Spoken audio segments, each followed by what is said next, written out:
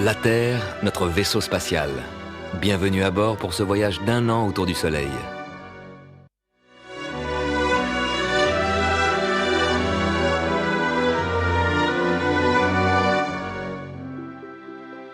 Nous sommes ici. Nous avons passé l'équinoxe d'automne, le début de l'automne. La Terre est passée sur la ligne équinoxe le 23 septembre, à 2 heures du matin. Comme le périple de la Terre autour du Soleil ne dure pas 365 jours, mais 365 jours et un quart de jour, l'année prochaine, la Terre arrivera à la ligne de l'automne un quart de jour plus tard, 6 heures plus tard, à 8 heures. Début de l'automne, à 8 heures du 23 septembre. La troisième année, encore 6 heures plus tard, à 14 heures, toujours le 23 septembre. Et la quatrième année, oui, à 20 heures, mais de quel jour? Cette quatrième année est une année bissextile. On a ajouté le fameux 29 février. Le calendrier s'est rallongé d'1 jour. L'automne ne commence plus le 23, mais le 22 septembre. Car la Terre arrive à la ligne automne le 22 septembre au lieu du 23. Tous les 4 ans, la Terre compense le 29 février en arrivant à l'équinoxe avec 1 jour d'avance, le 22 septembre. Le calendrier est un instrument de mesure que nous ajustons au mieux au voyage de la Terre qui suit son chemin. Nous ressentons notre périple autour du Soleil grâce aux saisons. Hiver, printemps, été, automne, de nouveau hiver. Comme son axe est incliné, la Terre se présente au Soleil sous des angles différents. Quand la Terre est ici, le Soleil, à midi, est à la verticale de l'hémisphère sud. Là-bas, c'est l'été, alors que la plus grande partie de la journée, l'hémisphère nord est à l'ombre. C'est l'hiver. Puis au fur et à mesure que la Terre avance sur son orbite, la ligne où le Soleil tape à la verticale monte vers l'équateur. La Terre continue son périple, la ligne où le Soleil tape à la verticale monte encore vers le nord, l'hémisphère nord est tourné vers le Soleil, les rayons nous arrivent sous un angle plus direct, c'est l'été, on a chaud. Puis notre voyage continue, le Soleil redescend vers le sud. Quand le Soleil, à midi, est à la verticale de l'équateur, c'est l'équinoxe. Partout sur la Terre, le jour et la nuit ont la même durée, 12 heures de jour et 12 heures de nuit pour tout le monde. Pour l'hémisphère nord, l'automne commence, parce que la Terre se détourne du Soleil. Pour l'hémisphère sud, c'est le printemps qui commence.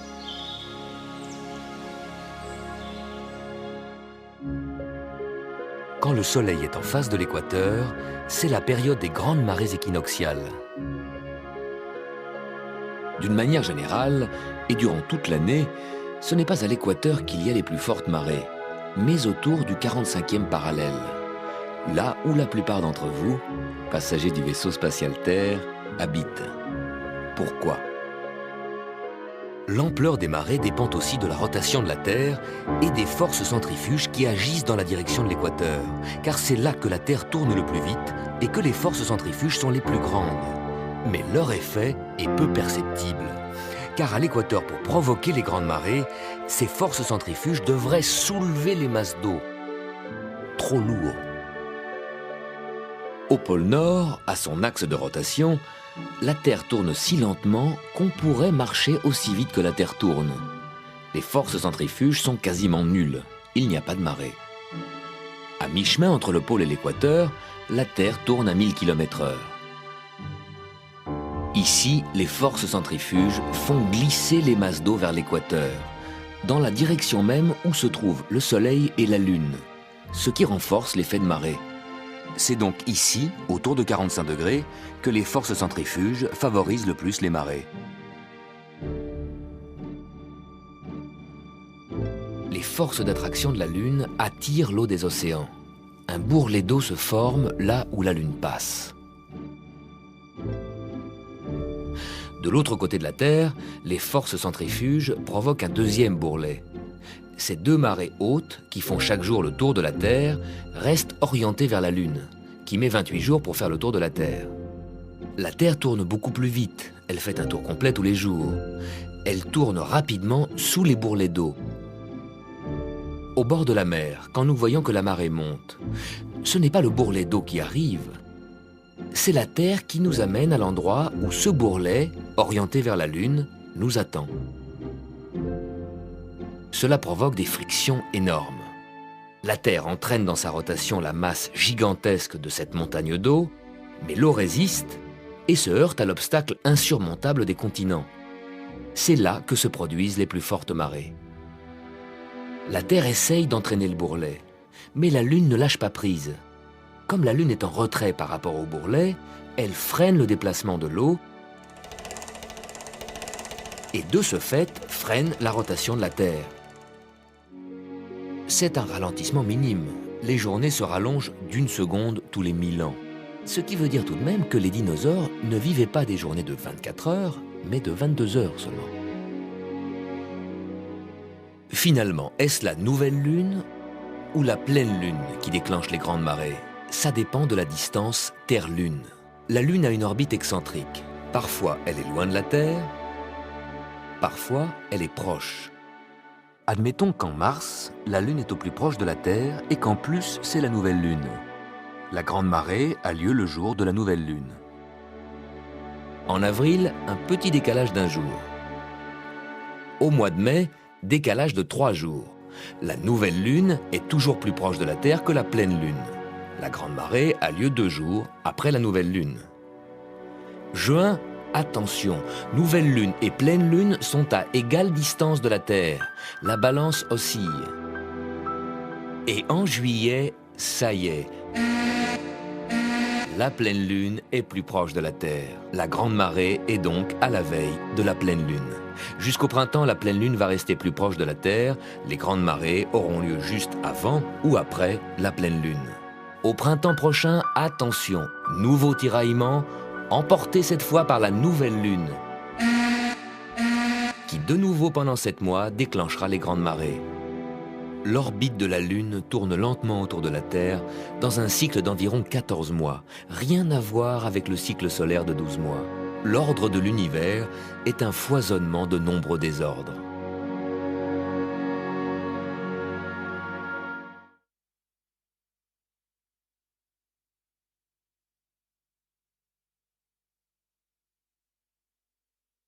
La Terre file sur son orbite vers le solstice d'hiver que nous atteindrons dans 11 semaines, le 21 décembre.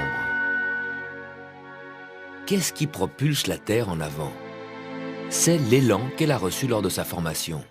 Les lois de la gravitation universelle ont été découvertes par Isaac Newton au XVIIe siècle. On raconte qu'une pomme serait tombée sur sa tête et qu'il se demanda alors pourquoi. Parce que la masse énorme de la Terre attire la petite masse de la pomme. C'est la force d'attraction. Oui, mais alors pourquoi la Lune ne tombe-t-elle pas sur la Terre? Et la Terre dans le Soleil? Parce que la force d'attraction du Soleil est contrebalancée par la force d'inertie de la Terre, qui à elle toute seule la ferait continuer indéfiniment sur un parcours en ligne droite. La Terre est en fuite permanente, mais tenue en laisse par la force d'attraction du Soleil, et en même temps en chute permanente vers le Soleil, sauvée de cette chute par la force d'inertie. L'orbite de la Terre est l'endroit où ces deux forces sont en équilibre.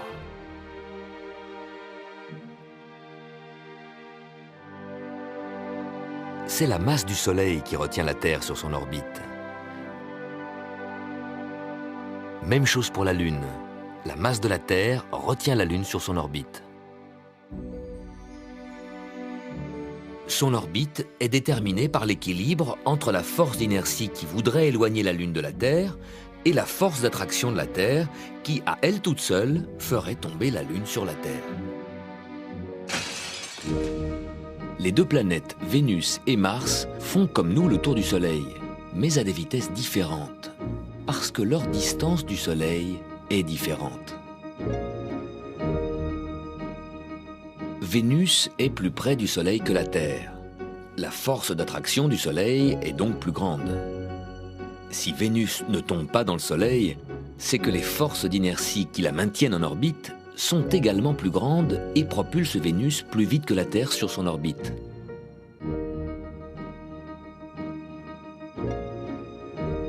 Mars est plus loin du Soleil. En plus, Mars est plus petit et sa masse fait 1/10 seulement de celle de la Terre. Les forces d'attraction et d'inertie sont plus faibles. Mars va moins vite sur son orbite et met 2 ans pour faire le tour du Soleil, le double de la Terre. Ainsi, la Terre et les planètes ont chacune leur orbite en équilibre entre la force d'attraction du Soleil et la force d'inertie, qu'on appelle aussi force centrifuge. C'est l'interaction de ces deux forces qui nous maintient tous sur orbite. Mais cet équilibre n'est pas stable, comme l'orbite synchrone d'un satellite météo qui tourne autour de la Terre à la même vitesse que la Terre tourne autour de son axe pour en photographier toujours la même partie. Les lunes du système solaire ne sont pas aussi synchrones avec leurs planètes. Notre Lune tourne beaucoup plus lentement autour de la Terre. La Lune s'éloigne de la Terre très légèrement, 3 cm chaque année. Un jour, au bout de quelques milliards d'années, elle va peut-être s'échapper.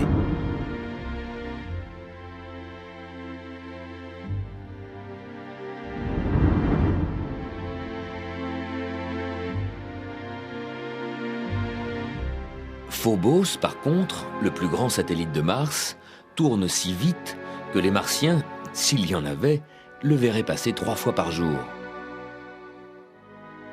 Les satellites qui tournent plus vite que leur planète vont s'en rapprocher et encore s'accélérer, comme le caillou qu'on fait tourner au bout d'une ficelle et qui s'accélère quand la ficelle se raccourcit.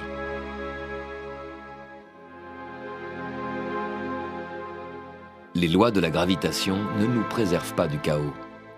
Phobos finira par se désintégrer et s'écraser sur Mars.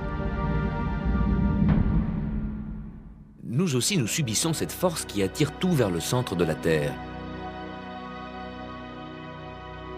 Notre vie est un effort incessant pour surmonter la force d'attraction de la Terre quand nous voulons nous éloigner de son centre. La Terre génère de telles forces d'attraction que toutes ses parties se pressent pour être le plus près possible du centre.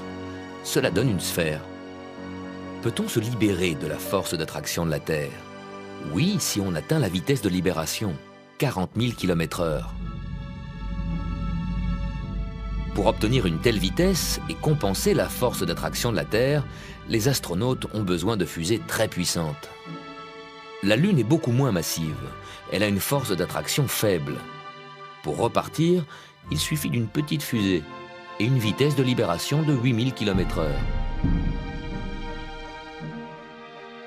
La masse de la Terre et notre poids nous clouent au sol, alors que la Terre elle-même flotte en apesanteur.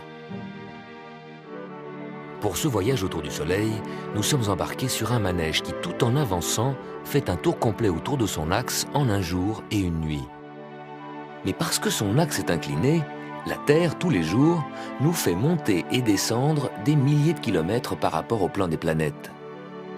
À Berlin, Paris, Londres, Montréal, New York, vous êtes près du 45e parallèle. Tous les jours, vous montez et vous descendez environ 3000 km.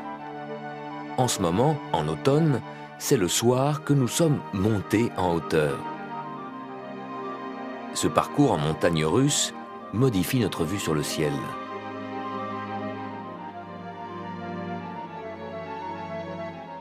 Nous voyons le petit croissant de la Lune très bas sur l'horizon, peut-être même caché dans la brume. Au printemps, par contre, le soir, nous serons descendus très bas. D'ici, les planètes et la Lune se présentent comme sur une pente plus escarpée. Le petit croissant apparaît plus haut dans le ciel. Au printemps, nous avons donc de meilleures chances de l'apercevoir. Mais ce soir, et tous les soirs d'automne, vous prenez l'ascenseur pour voir le monde d'en haut.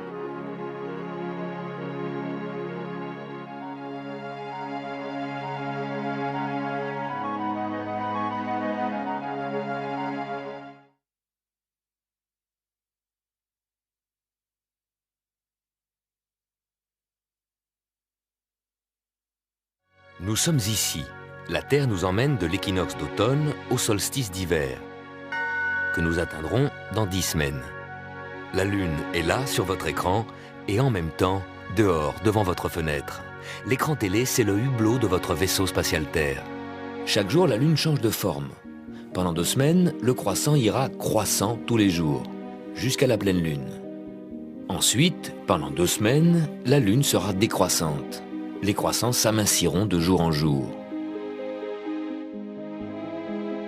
Ces jours-ci, vous voyez la Lune croissante en fin d'après-midi, mais certainement pas le matin. Pourquoi pas le matin? Comme la Terre tourne, Soleil et Lune semblent traverser le ciel de gauche à droite.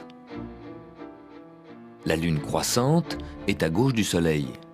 Le croissant est la partie de la Lune éclairée par le Soleil, donc toujours dirigée vers le Soleil. Le matin, quand le Soleil se lève, la Lune, en bas à gauche, est encore sous l'horizon, on ne la voit pas. Elle se lève après le Soleil, à gauche du Soleil. Puis pendant la journée, elle traverse le ciel après le Soleil, elle suit le Soleil. Le soir, la Lune se couche après le Soleil. Elle a donc encore 2 ou 3 heures pour briller avant de se coucher à son tour. Dans 2 semaines, la Lune, en tournant autour de la Terre, va passer à droite du Soleil. Là, on la verra le matin, car la Lune se lèvera avant le Soleil. Et à sa droite. Ce sera la Lune décroissante. Elle traversera le ciel à droite du Soleil et se couchera avant le Soleil. Le soir, on ne pourra plus la voir. On voit la Lune décroissante le matin parce qu'elle est à droite du Soleil avant le Soleil. On voit la Lune croissante le soir, comme cette semaine, parce qu'elle est à gauche du Soleil, après le Soleil. Mais comment savoir, au premier coup d'œil, si la Lune est croissante ou décroissante? En pensant au dicton « menteur comme la Lune ». La demi-lune croissante inscrit dans le ciel un D majuscule comme décroissant. Menteur comme la Lune.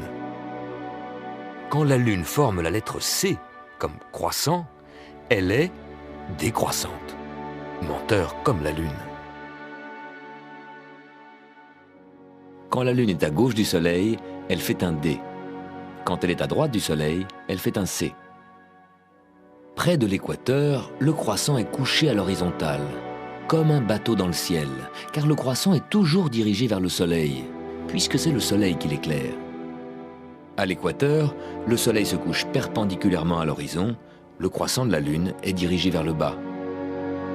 À l'équateur, la Lune ne ment pas, elle nous mène en bateau.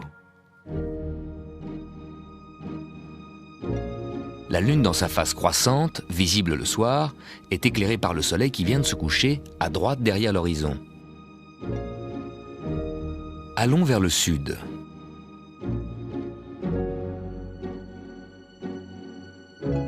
D'abord, nous passons l'équateur, Soleil et Lune ne bougent pas, puis nous arrivons dans l'hémisphère sud. Soleil et Lune n'ont rien changé à leur position. Mais attention, celui qui les regarde aurait la tête en bas. Remettons-le à l'endroit. Voilà. La Lune est à droite, le croissant est inversé, il forme un C, comme croissant. Ici, dans le sud, la Lune n'est plus menteuse, et le Soleil s'est couché à gauche, pas à droite. Dans l'hémisphère sud, le Soleil se lève à l'est, comme chez nous, mais à midi, il n'est pas au sud, il est au nord.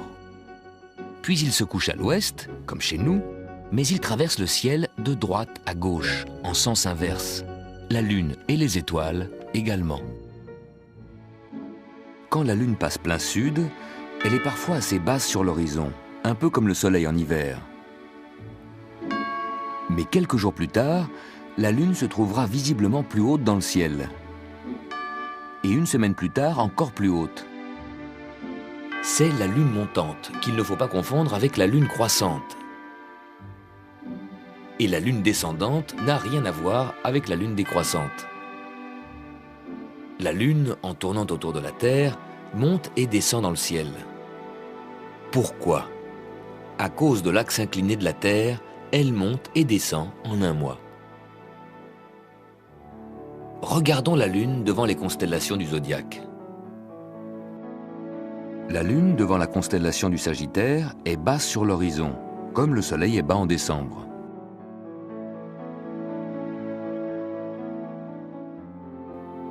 Après 2 semaines, la Lune montante sera en Gémeaux, haute dans le ciel, comme le Soleil au mois de juin. Puis dans 2 semaines, ce sera la Lune descendante. La Lune passe tous les jours 50 minutes plus tard. Mais surtout, elle passe tous les jours plus haut que la veille ou plus bas. Prenez un repère, l'immeuble d'en face ou l'enfilade de votre rue, et découvrez la Lune montante ou descendante.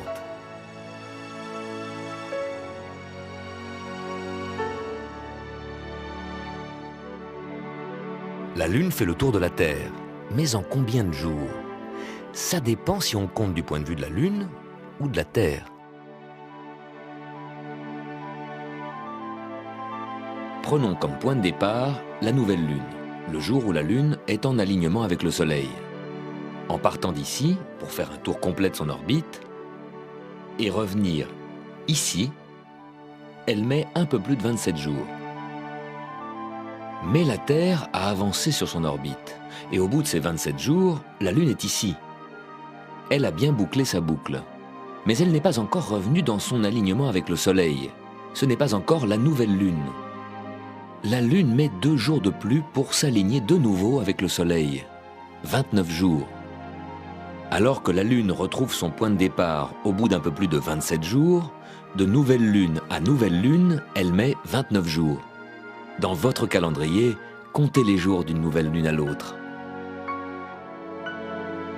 Ce décalage de 2 jours se reproduit chaque mois et crée un cycle de 13 mois et demi, ce qui correspond au cycle des grandes marées. Tout se tient dans la mécanique du ciel.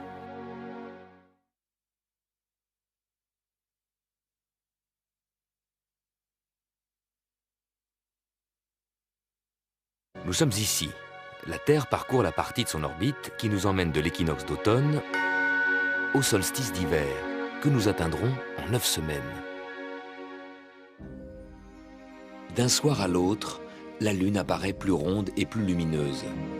D'où vient cette lumière? Du Soleil. C'est le Soleil qui éclaire la Lune. La Lune est toujours éclairée à moitié par le Soleil. La Terre aussi. Et les planètes à gauche et à droite de la Lune, par exemple Saturne et Jupiter, qu'est-ce qui les fait briller? C'est encore le Soleil.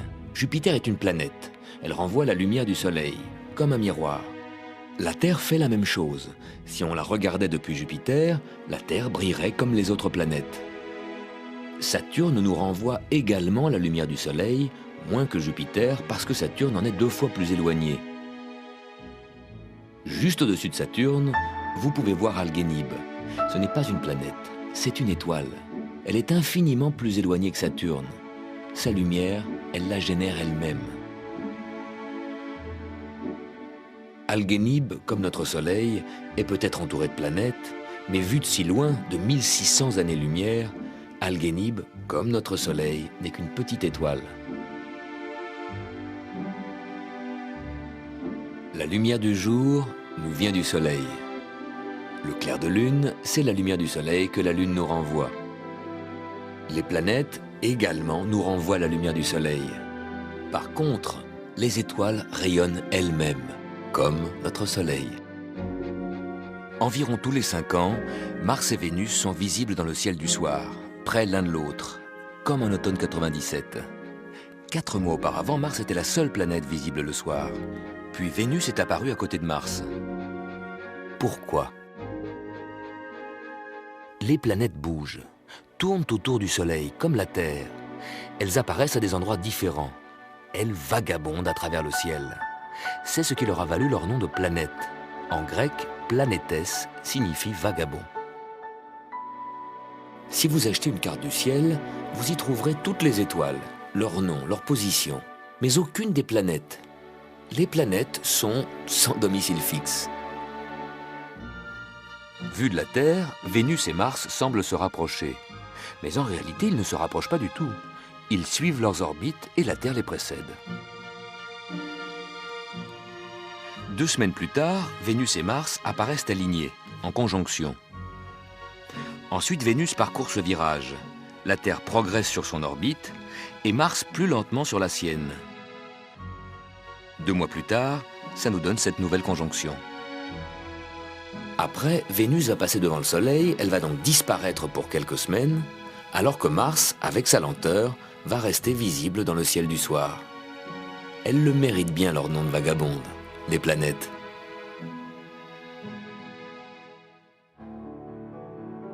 Le soir de la pleine lune, c'est le soir où la Lune, qui tourne autour de la Terre en 4 semaines, est au plus loin du Soleil.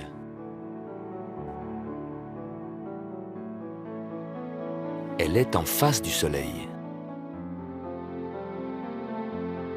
La Lune, comme la Terre et comme toutes les planètes, est toujours éclairée à moitié par le Soleil. Et le soir de la pleine lune, elle nous présente toute la moitié que le Soleil éclaire, parce qu'elle est en face du Soleil, en opposition avec le Soleil.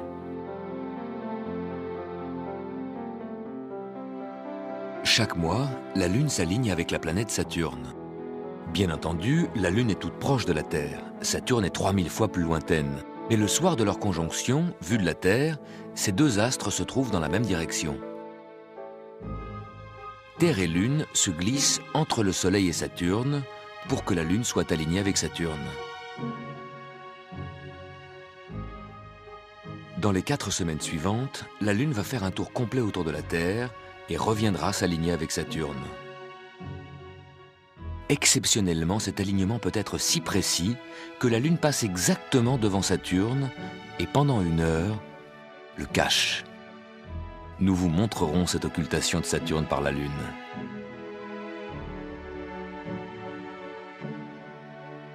À quand un tel rendez-vous entre Vénus et la pleine Lune? Jamais. L'orbite de Vénus est à l'intérieur de l'orbite de la Terre. Alors que la pleine Lune doit être à l'extérieur pour être éclairée pleine face par le Soleil. La pleine Lune, toujours à l'extérieur, ne pourra donc jamais s'aligner avec Vénus à l'intérieur. Pourtant, Vénus a bien des rendez-vous avec la Lune, quand la Lune se trouve à l'intérieur de l'orbite de la Terre, là où circule Vénus. Lune croissante, et 3 semaines plus tard, Lune décroissante. Au moment de ces alignements avec Vénus, ce n'est pas une pleine Lune, c'est un croissant qui apparaît, car la Lune est éclairée de côté par le Soleil. Les rendez-vous avec la pleine Lune sont réservés aux planètes extérieures, quand elles passent en opposition avec le Soleil. Mars, Jupiter, Saturne. Mais attention, après son alignement avec Saturne, la Lune continue son périple et se trouve donc chaque soir à 2 largeurs de main plus à gauche que la veille. Comme le Soleil actuellement se lève de plus en plus tard, mais pas vous, regardez le ciel le matin. Et là, au sud, vous verrez la grande constellation Orion. Oui, Orion est réapparu. Nous l'avons vu en avril dans cette même position, le soir. Mais comme la Terre a continué son voyage autour du Soleil, Orion, peu à peu, a glissé vers l'ouest, hors de notre champ de vision. Mais pourquoi Orion se retrouve dans la même position qu'il y a 6 mois? Pas le soir, mais le matin. Il y a 6 mois, la Terre était ici. Pour voir Orion, qui est infiniment loin du système solaire, il faut se mettre comme ça. En avril, Orion était à gauche du Soleil. On le voyait le soir.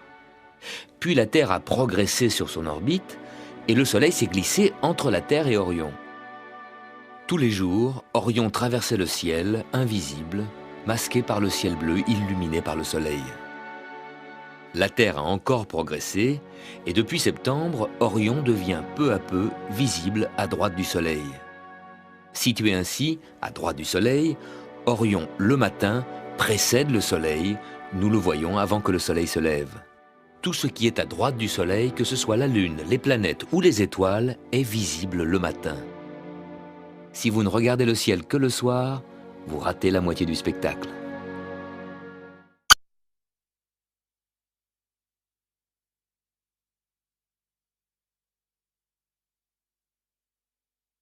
Nous sommes ici. La Terre nous amène de l'équinoxe d'automne au solstice d'hiver, que nous atteindrons dans 8 semaines. En ce moment, l'astre le plus brillant dans le ciel du soir, c'est Jupiter, la planète la plus grande du système solaire, 300 fois plus massive que la Terre. Rien que la célèbre tache rouge, un ouragan millénaire, est 4 fois plus grande que la Terre. Jupiter est une sphère faite de gaz. On ne pourra jamais y atterrir car il n'y a pas de terre ni de surface. Au centre de cette énorme sphère de gaz se trouve sans doute un noyau rocheux ou métallique, grand comme la Terre. Le diamètre de Jupiter est 12 fois celui de la Terre. Sa masse est 300 fois plus grande que la Terre. Les forces d'attraction empêchent les 4 lunes galiléennes de tourner sur elles-mêmes. Elles sont liées à Jupiter et lui présentent toujours le même côté. Une de ces lunes, Io, est tellement tiraillée entre la force gravitationnelle de Jupiter et des autres satellites qu'elle se déforme, ce qui est peut-être la cause mystérieuse de son réchauffement et de ses éruptions volcaniques. Par sa masse et ses forces d'attraction, Jupiter a fait le vide autour de lui. Jupiter a accaparé toute la matière interstellaire de son environnement, empêchant toute autre planète de se former dans sa proximité. Jupiter n'a qu'un voisin, Saturne. Voisin lointain, il se tient à une distance de 700 millions de kilomètres. Côté Soleil, pas de planète voisine, mais seulement la ceinture des astéroïdes, en bas, à droite. Bravo aux astronomes de l'Antiquité, qui ont deviné l'importance de cette planète et lui ont donné le nom de Jupiter, ce qui signifie « Père et Maître des dieux ». Galilée, au début du XVIIe siècle, a découvert les 4 satellites de Jupiter, les lunes galiléennes, visibles avec des jumelles, et qui tournent tellement vite autour de la planète qu'elles changent de position tous les soirs. Mais Jupiter est entouré de 16 satellites. C'est un petit système solaire en soi, comme les 9 planètes qui tournent autour du Soleil. En plus des planètes, le Soleil est entouré par la ceinture des astéroïdes. 2 anneaux, invisibles depuis la Terre, entourent Jupiter. Ce mini-système solaire est vraiment mini-mini, c'est un millième de la masse du Soleil. Par contre, à l'échelle des planètes, Jupiter, à lui tout seul, pèse le double de toutes les autres planètes, y compris la Terre. Son influence s'étend loin dans le système solaire. À 800 millions de kilomètres, sur l'orbite de Jupiter, 2 groupes d'astéroïdes, les Troyens, précèdent et suivent Jupiter comme une escorte lointaine du père des planètes. Le Soleil et Jupiter se sont formés en même temps il y a 4,5 milliards d'années, au centre d'une même nébuleuse, en attirant et en accaparant de la matière. En attirant de plus en plus de matière, le Soleil est devenu tellement massif que les pressions intérieures provoquent des réactions nucléaires permanentes, d'où son rayonnement.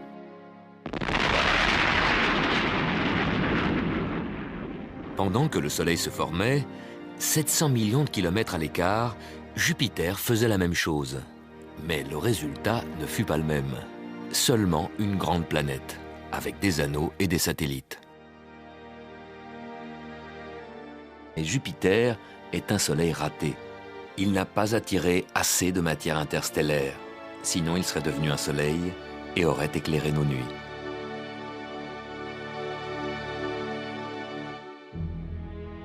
Les planètes qui tournent autour du Soleil forment 2 clans très différents. Près du Soleil, les 4 planètes solides, Mercure, Vénus, la Terre et Mars. Loin du Soleil, les planètes gazeuses, Jupiter, Saturne, Uranus et Neptune. C'est l'éloignement du Soleil qui a déterminé le destin des planètes. Près du Soleil, il faisait chaud, les gaz se sont évaporés. Mercure n'a plus d'atmosphère, la Terre n'a conservé qu'une très mince couche de gaz, l'air que nous respirons. Loin du Soleil, les gaz, l'hydrogène et l'hélium, se sont maintenus pour former des planètes géantes comme Jupiter. Près du Soleil, les forces d'attraction sont plus grandes. Le Soleil freine la rotation des planètes proches, Mercure et Vénus. Loin du Soleil, Jupiter et Saturne tournent 2 fois plus vite que la Terre. Près du Soleil, la Terre n'a qu'une seule lune. Mercure et Vénus n'en ont aucune. Loin du Soleil, Jupiter et Saturne ont une multitude de satellites et des anneaux.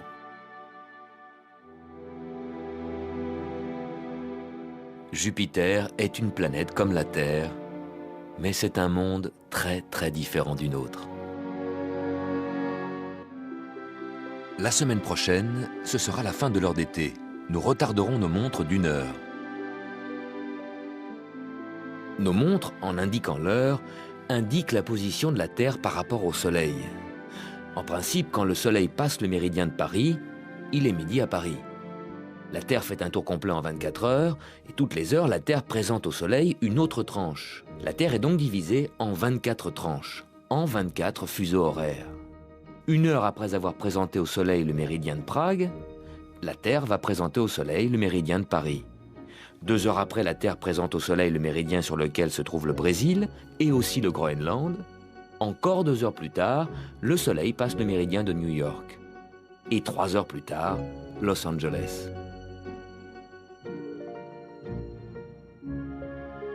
Sous le régime de l'heure d'été, ces fuseaux horaires sont décalés vers l'est. Pendant l'été, les Anglais vivent à l'heure de Prague, les Français et les Allemands à l'heure d'Istanbul. Dans quelques jours, en remettant nos horloges à l'heure, nous ramenons les fuseaux horaires vers leur vraie position, là où l'heure locale correspond plus ou moins à la position de la Terre par rapport au Soleil. Les cadrans solaires, incorruptibles, n'ont jamais dévié de l'heure que le Soleil indique.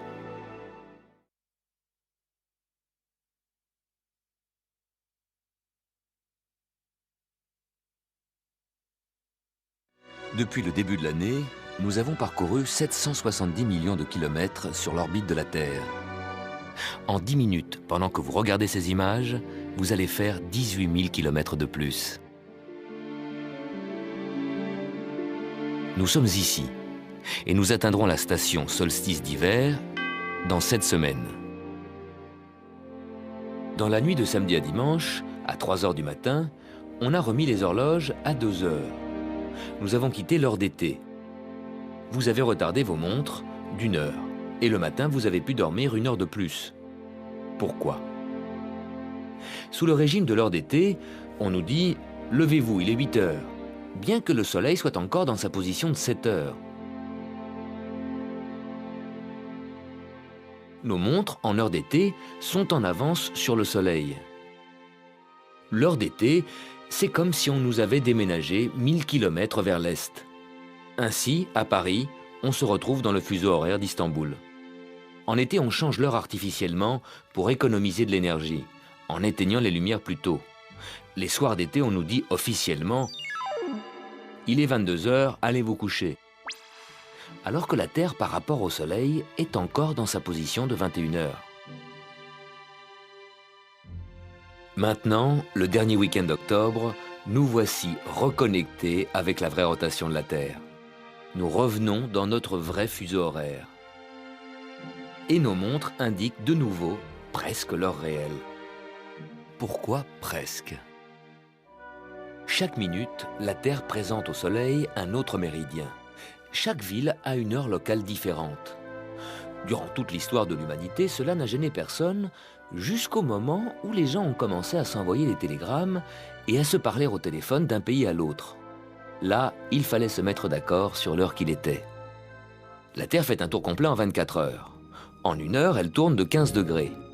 On divisait donc la Terre en 24 fuseaux horaires de 15 degrés. C'est l'angle que le Soleil semble parcourir en 1 heure. Tous les endroits du même fuseau marchent à la même heure. Mais on ne s'est pas contenté de ces fuseaux de 15 degrés. Pour faciliter les communications, certains pays ont instauré une large zone d'heure artificielle qui déborde sur plusieurs fuseaux. L'heure de Prague est la même pour Madrid, Paris et Varsovie, alors que ces villes sont situées dans 3 fuseaux horaires différents. Le Soleil passe le méridien de Prague à midi, les horloges à Prague indiquent midi, tout est normal. Mais le Soleil met presque 1 heure pour arriver à la verticale de Paris. Et là, les montres des Parisiens n'indiquent pas midi, mais presque 13 heures, l'heure de Prague. Nous vivons en permanence décalés d'1 heure par rapport à la rotation de la Terre. Mais où commence et où finit le périple annuel de la Terre? Notre nouvel an du 1er janvier, décrété en 1563 par Catherine de Médicis, ne correspond à rien.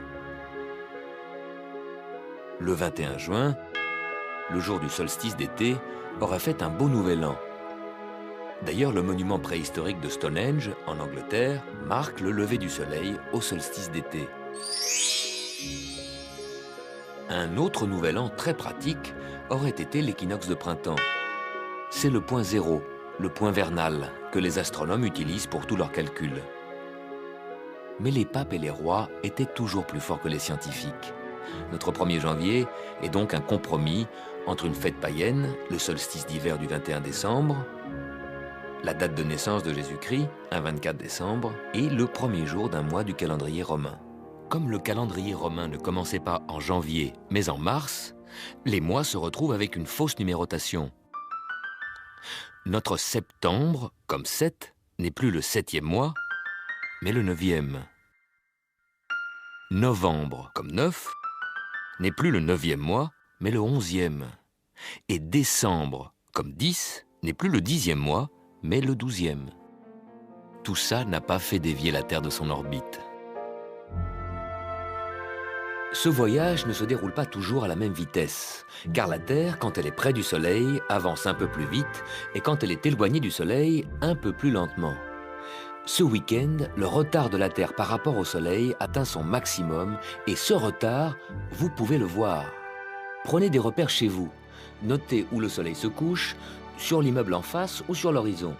Le jour du solstice d'hiver, le Soleil se couche ici. Le jour du solstice d'été, ici. Chaque année, au fur et à mesure que les jours s'allongent puis raccourcissent, le Soleil fait un aller-retour. Et à chaque coucher de soleil de printemps, correspond un coucher de soleil d'automne. À l'équinoxe de printemps, le Soleil se couche ici, à 20 heures. À l'équinoxe d'automne, au même endroit, à 20 heures également. Mais avant et après l'équinoxe, les choses se passent différemment. 6 semaines avant l'équinoxe de printemps, le Soleil s'est couché ici, à 19 heures. Et 6 semaines après l'équinoxe d'automne, aujourd'hui, ici, exactement au même endroit. Et à la même heure? Et non. Une demi-heure avant, à 18h30. Pourquoi au même endroit, mais pas à la même heure? Parce qu'en automne, la Terre a pris du retard. Le Soleil est donc en avance. Le Soleil se couche au même endroit qu'au printemps, mais une demi-heure plus tôt, en avance. En automne 97, tous les soirs, Vénus et Mars apparaissaient de plus en plus rapprochés, jusqu'à ce qu'ils soient alignés l'un avec l'autre. Comment les 3 planètes, Vénus, la Terre et Mars, sont arrivées à cet alignement? 2 mois auparavant, la Terre était ici, Vénus ici, et Mars là. Puis la Terre et les 2 planètes ont progressé sur leur orbite. On voit bien que l'angle entre Vénus et Mars diminue. Et là, début novembre 97, ça y est, ils sont en alignement, en conjonction. Quand les 3 planètes continuent, Vénus, en prenant ce virage, se déporte de l'autre côté de Mars. Et 2 mois plus tard, on se retrouve dans une deuxième conjonction, Vénus-Mars. Et qu'est-ce qu'il y a là, en haut à gauche? Jupiter. Jupiter, planète lointaine, bouge très lentement.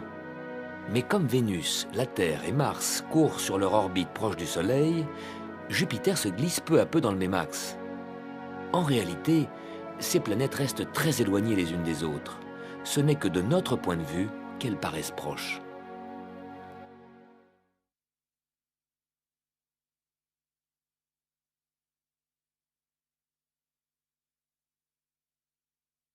Nous sommes ici et nous faisons route vers le solstice d'hiver que nous atteindrons dans 6 semaines. Ce voyage, vous le faites sur une boule qui tourne autour de son axe. Vous voyez la Terre tourner, vous voyez les heures s'écouler sur les cadrans solaires, Ils sont en quelque sorte un modèle réduit de l'axe de la Terre. Quand la Terre tourne, l'ombre marque l'heure et la rotation de la Terre. D'autres repères montrent la rotation de la Terre. L'ombre d'un arbre qui se déplace au cours de la journée, ou les rayons de soleil qui entrent par la fenêtre et qui glissent lentement sur le sol. C'est comme ça que tous les jours, à tout moment, sans instrument astronomique, vous pouvez voir la Terre tourner. Mais la rotation de la Terre empêche d'observer le ciel. Nous sommes accompagnés par les planètes, mais nous avons du mal à observer leur mouvement. Si la Terre avançait sur son orbite sans tourner sur elle-même, comme un train sur son rail, nous aurions tout le temps de voir à notre droite les planètes que nous doublons, par exemple Mars, et à notre gauche, Mercure ou Vénus, les planètes qui vont plus vite. Mais la Terre est un énorme manège qui, en avançant, tourne autour de son axe. Tout semble tourner car notre champ de vision tourne avec la Terre. Et nous voyons le Soleil traverser le ciel. Mais ce n'est que l'effet de la rotation de la Terre. Et la nuit, la rotation de la Terre fait défiler devant vous lune, planètes, étoiles, et vous empêche de distinguer les vrais mouvements des astres. À cause de la rotation de la Terre, nous voyons le ciel comme un pilote qui essaierait d'atterrir sur la piste alors que son avion est en vrille. Il faudrait stabiliser notre champ de vision. Par exemple, pour observer et comprendre le vrai mouvement de la Lune, il faut vous libérer des effets de la rotation de la Terre. En prenant des repères. À l'horizon, dans l'enfilade de votre rue ou sur l'immeuble en face de chez vous.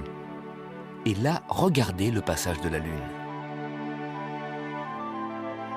La Lune qui traverse le ciel de gauche à droite, ce n'est pas le vrai mouvement de la Lune. C'est l'effet de la Terre qui tourne. Le vrai mouvement de la Lune, vous le verrez quand la Lune, demain soir, sera à 2 largeurs de main plus à gauche que la veille. Et le lendemain, encore plus à gauche. Ce décalage d'un soir à l'autre montre que la Lune tourne autour de la Terre. Et en 29 jours, après un tour complet, elle reviendra de nouveau sur votre repère de ce soir. C'est ça le vrai mouvement de la Lune.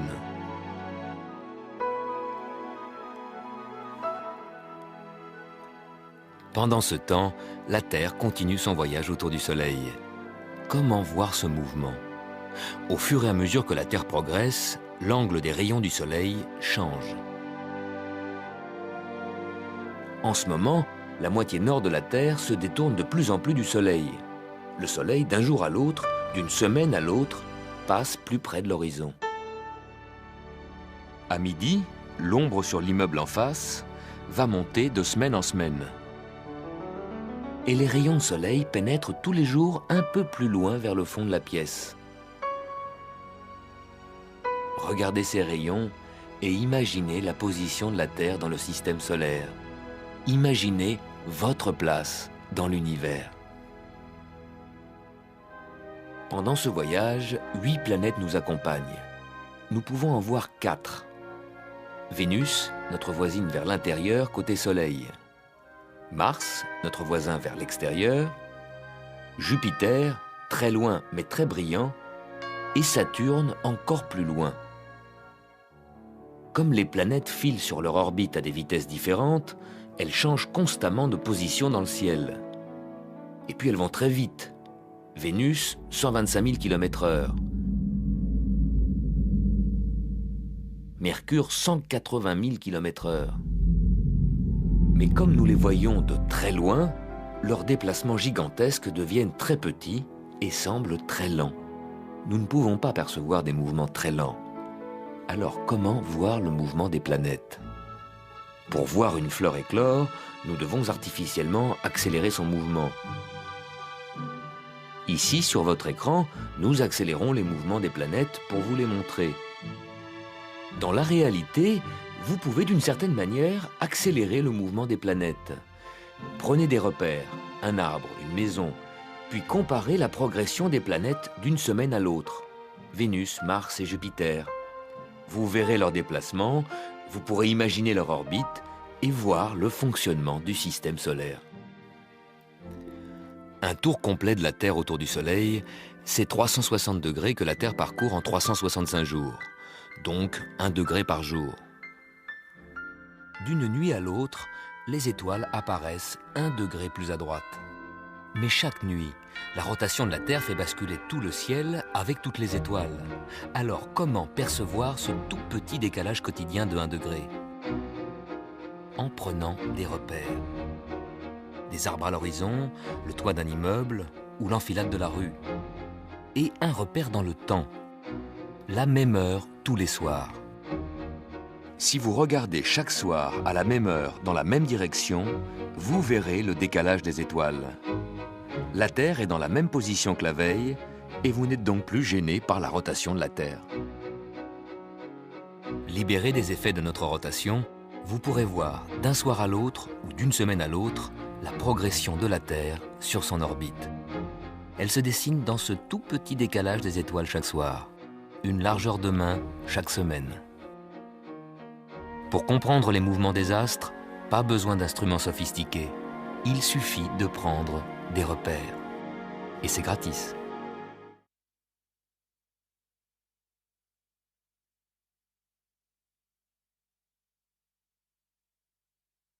C'est un voyage réel.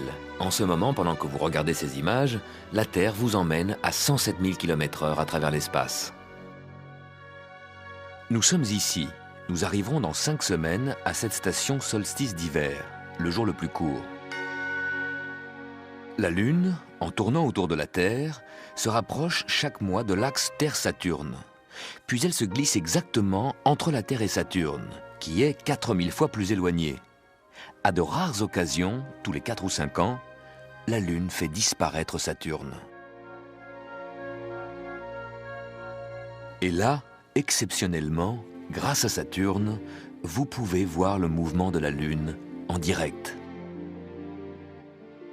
La Lune s'approche de plus en plus de Saturne. Et tout d'un coup, avant que la Lune ne les rejoigne, Saturne disparaît, comme effacée du ciel. La planète a été cachée par la partie non éclairée de la Lune. Au bout d'1 heure environ, au bord du disque lunaire, à droite, Saturne réapparaît. En regardant avec des jumelles, c'est comme si un petit ballon lumineux s'envolait lentement de la Lune. Ce petit point lumineux, c'est en fait la planète géante Saturne qui réapparaît.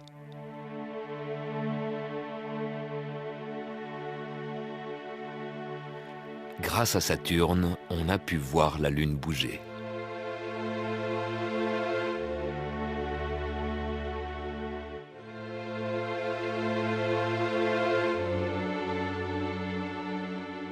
Saturne est la plus lointaine des planètes visibles sans télescope. Elle est 10 fois plus éloignée du Soleil que la Terre. Saturne met 30 ans pour faire un tour complet du Soleil. Pendant votre vie, Saturne n'aura fait que 3 tours. Pendant 15 ans, nous voyons le dessus des anneaux de Saturne. Au moment où la Terre croise le plan des anneaux, on ne les voit plus. Puis pendant 15 ans, nous voyons le dessous. Lors du dernier croisement, en 1995, les anneaux ont disparu 3 fois de suite, ce qui montre bien le mouvement rapide de la Terre. Au printemps, la Terre s'est alignée peu à peu avec le plan des anneaux et l'a traversé. Les anneaux disparaissent. En été, la Terre avançant plus vite que Saturne, elle a traversé une 2e fois le plan des anneaux. Puis en hiver, les anneaux ont disparu une 3e fois. Cette fois, la Terre est passée côté sud des anneaux. Et nous les verrons par-dessous jusqu'au 9 avril 2009.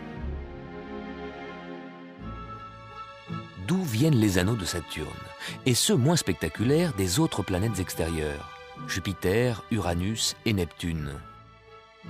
Chaque astre, chaque planète, exerce une force d'attraction sur l'espace qui l'entoure. Autour de chaque planète, il existe une limite qu'aucun satellite, ni comète, ni astéroïde ne peut franchir sans être déformé, puis disloqué par les forces d'attraction de la planète. Autour de Saturne, la limite se trouve à 80 000 km, et les astéroïdes qui franchissent cette limite sont désintégrés. la force d'attraction de Saturne tire plus fort sur la partie proche de l'astéroïde que sur l'autre partie. Sous le tiraillement de ces forces différentes, l'astéroïde se disloque. Les débris se cognent les uns aux autres et après de multiples collisions, ces cailloux forment un disque dans le plan équatorial de la planète, un peu comme le plan dans lequel les planètes gravitent autour du Soleil. Si notre Lune quittait son orbite, c'est à 18 000 km qu'elle serait déchirée en morceaux par les forces d'attraction de la Terre. Les débris formeraient un anneau autour de notre équateur. Et en hiver, le Soleil se coucherait derrière un rideau de pierre de lune.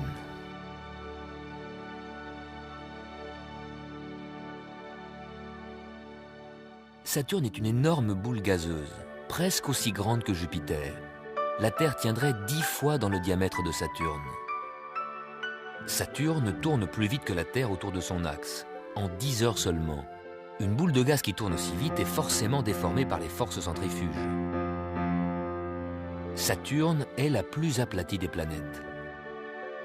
La Terre, planète solide, est aplatie de 40 km seulement. Jupiter, grande planète gazeuse, tournant plus vite que la Terre, est aplatie de 8000 km. Saturne de 12 000 km.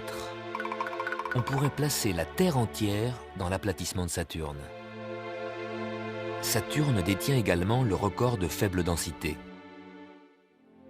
La Terre est faite de la matière la plus dense de toutes les planètes, 5 fois plus dense que l'eau. Un décimètre cube de Terre pèse 5 kg, alors qu'un décimètre cube d'eau, 1 litre, ne pèse qu'1 kg. Un décimètre cube de Saturne ne pèse que 700 grammes, ce qui est plus léger que l'eau.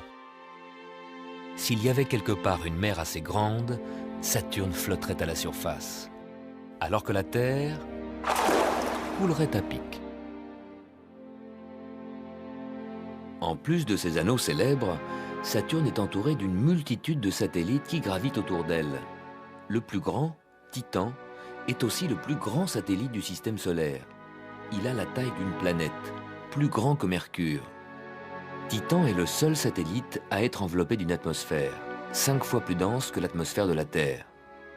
La surface de Titan est un mélange de roches et de glace. Il fait très froid, moins 170 degrés. Les lacs que vous voyez, ce n'est pas de l'eau, mais du méthane liquide. Dans l'atmosphère de Titan se forment des molécules organiques de plus en plus complexes. Elles pourraient être au seuil d'une évolution de vie primitive, de bactéries.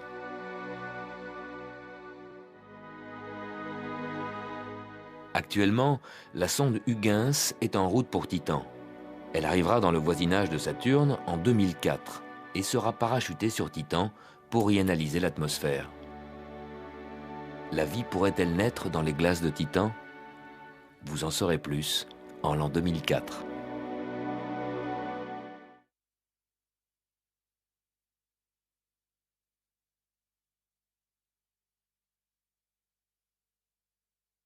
Nous sommes ici. Nous atteindrons la station Solstice dans 4 semaines. La semaine dernière, vous avez peut-être vu des étoiles filantes, les Léonides. Elles s'appellent Léonides parce qu'elles semblent venir de la constellation du Lion, à mi-chemin entre la Grande Ourse, à gauche en haut, et Sirius, à droite, à peine au-dessus de l'horizon. En réalité, les étoiles filantes, poussière de comètes, n'ont rien à voir avec les étoiles qui forment la constellation du Lion, des milliards de fois plus éloignées. Les comètes laissent des débris que la Terre traverse. Ce sont les étoiles filantes. Tout près de nous, à une centaine de kilomètres d'altitude, ces minuscules poussières s'enflamment au contact de l'atmosphère de la Terre. Les Léonides sont éparpillés sur la trajectoire de la comète Tempel-Tuttle, qui à chaque passage, tous les 33 ans, laisse de nouveaux débris et provoque un renouveau d'étoiles filantes.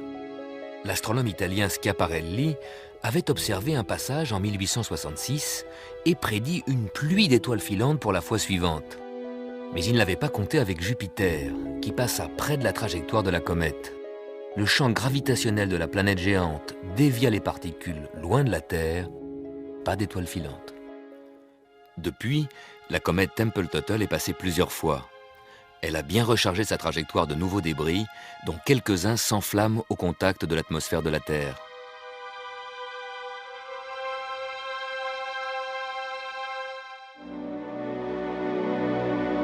Au cours des millénaires, des tonnes de météorites sont tombées sur la Terre. Nous ont-ils apporté ce qui a déclenché la vie sur Terre?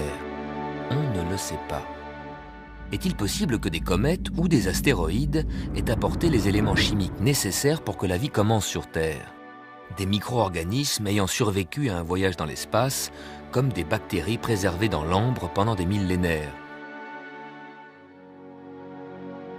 Mais il se peut également que la vie sur Terre s'éveille sans apport extérieur.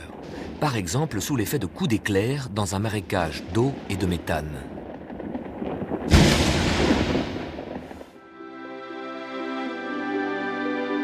C'est quoi la vie?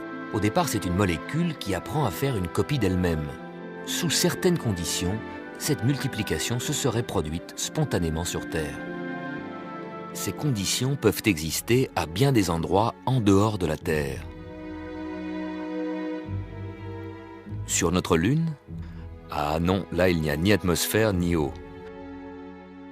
Les cratères et les marques d'impact n'ont pas changé depuis des milliards d'années. Les seules marques de vie sont les empreintes des astronautes qui ont marché sur la Lune il y a un quart de siècle et qui resteront, elles aussi, intactes pour des millénaires. Y aurait-il de la vie sur les autres planètes? Ou en dehors du système solaire? Sommes-nous seuls dans l'univers? Depuis des siècles, nous scrutons Mars. En 1976, la sonde Viking qui survole Mars transmet une photo stupéfiante. Dans le paysage martien, un visage humain nous regarde. Ce n'était bien entendu que l'ombre d'un monticule. Mais au-delà de la légende des petits hommes verts, les traces éventuelles de microbes martiens nous ont été révélées. Sur le sol aride de Mars, on distingue les traces d'anciennes rivières. Donc, il y a des milliards d'années, il y avait de l'eau sur Mars. Y avait-il également de la vie? Il y a 16 millions d'années, un grand astéroïde serait tombé sur Mars, éjectant des fragments de sol dans l'espace. La masse de Mars n'étant qu'un dixième de celle de la Terre, il suffit de peu d'énergie pour mettre des cailloux sur orbite. Un de ces cailloux, devenu météorite, après avoir tourné longuement autour du Soleil, a finalement croisé l'orbite de la Terre et atterri dans l'Antarctique. Découvert et analysé, ce messager martien aurait fourni des preuves de vie primitive. Ceux qui en doutaient encore peuvent maintenant bâtir leur certitude sur ces traces infimes de caca de microbes. On a cherché aussi du côté de Jupiter. Les sondes spatiales ont survolé Europe, une des lunes de Jupiter. Sa surface est une croûte épaisse de glace qui couvre peut-être un océan. La présence d'eau fait penser qu'il pourrait y avoir de la vie. Mais quelle vie par moins 150 degrés? Au mieux, des bactéries comme celles qui vivent dans nos glaces polaires, mais certainement pas des extraterrestres qui partageraient notre engouement pour l'exploration spatiale.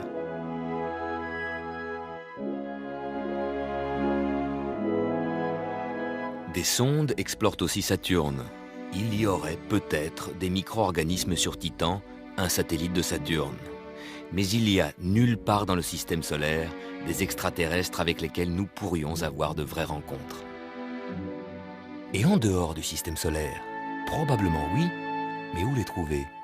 Dans notre galaxie, parmi les milliards d'étoiles, il faudrait en trouver quelques-unes qui ressemblent à notre Soleil. Parmi ces étoiles, il faudrait trouver celles qui ont des planètes. Et parmi ces planètes, celles qui auraient une atmosphère et des conditions nécessaires à la vie.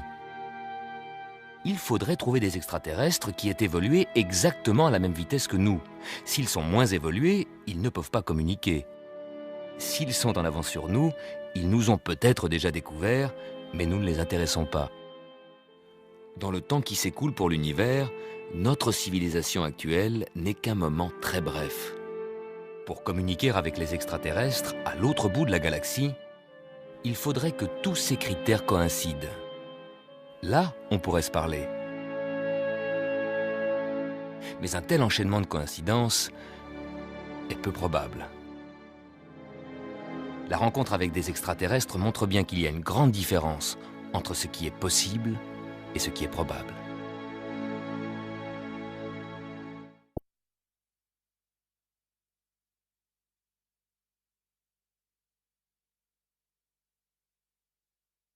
Nous sommes ici. La Terre nous emmène de l'équinoxe d'automne au solstice d'hiver, que nous atteindrons dans 3 semaines. L'axe incliné de la Terre pointe toujours dans la même direction, et la moitié nord de la Terre se détourne de plus en plus du Soleil. Actuellement, au cercle polaire, la nuit dure 20 heures, le jour 4 heures. L'horizon, à cette latitude, est presque parallèle au plan dans lequel la Terre circule autour du Soleil. À l'équateur, l'horizon est presque perpendiculaire à ce plan. Le soir, le Soleil plonge à angle droit sous l'horizon. Quand le Soleil vient de passer sous l'horizon, c'est le crépuscule. Le Soleil éclaire encore un peu le paysage tant qu'il se trouve à moins d'une largeur de main sous l'horizon, 6 degrés. Là où la plupart d'entre vous habitent, autour du 45e parallèle, le Soleil met 1 heure pour descendre à 6 degrés sous l'horizon. Le crépuscule dure donc 1 heure. Dans le Midi, à Tunis ou en Sicile, la trajectoire du Soleil est plus raide. Au bout d'une demi-heure déjà, le Soleil est descendu à 6 degrés au-dessous de l'horizon. Le crépuscule ne dure qu'une demi-heure. À l'équateur, en 20 minutes, il fait nuit. Au pôle Nord, 6 semaines de crépuscule.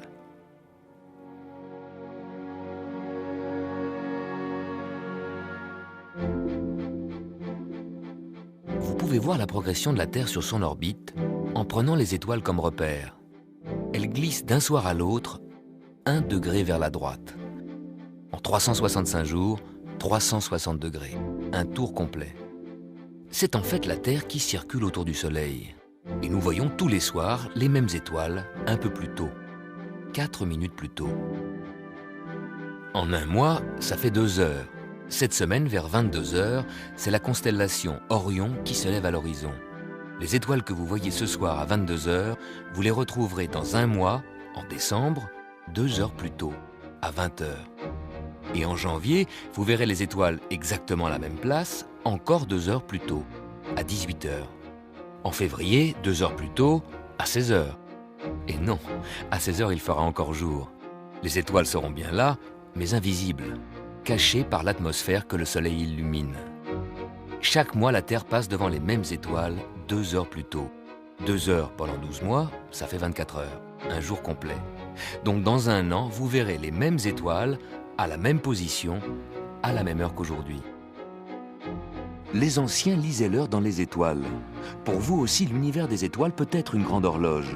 Si vous ne confondez pas étoiles et planètes.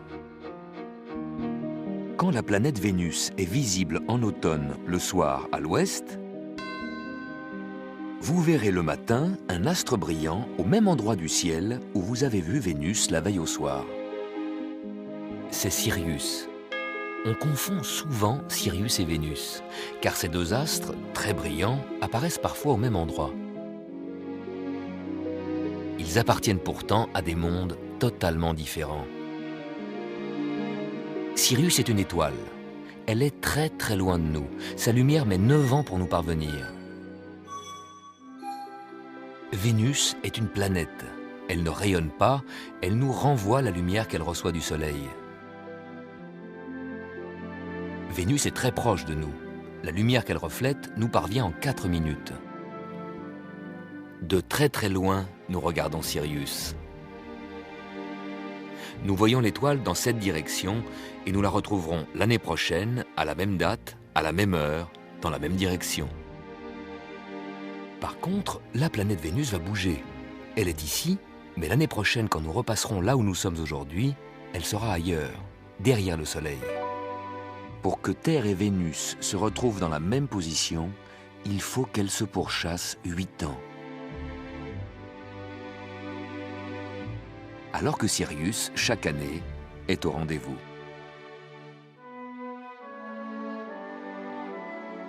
Est-ce qu'un jour, la planète Vénus va passer devant l'étoile Sirius? Jamais. Vénus, comme la Terre et toutes les planètes, circulent à peu près dans le même plan. Les groupes d'étoiles, les constellations, à l'arrière-fond de ce plan, forment le zodiaque.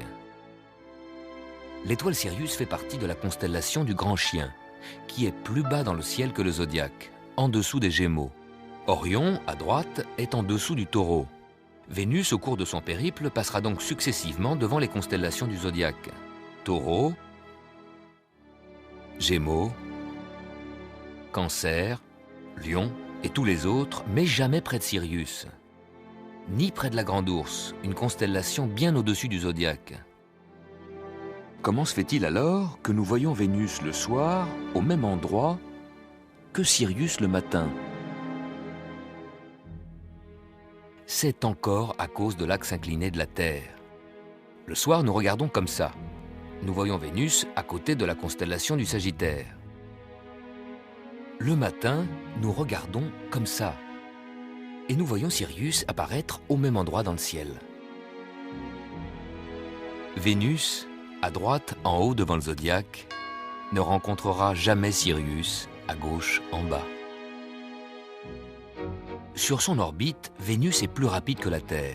Chaque fois qu'elle nous rattrape, tous les 20 mois environ, on devrait la voir passer entre nous et le Soleil. Mais l'orbite de Vénus est légèrement inclinée par rapport à l'orbite de la Terre.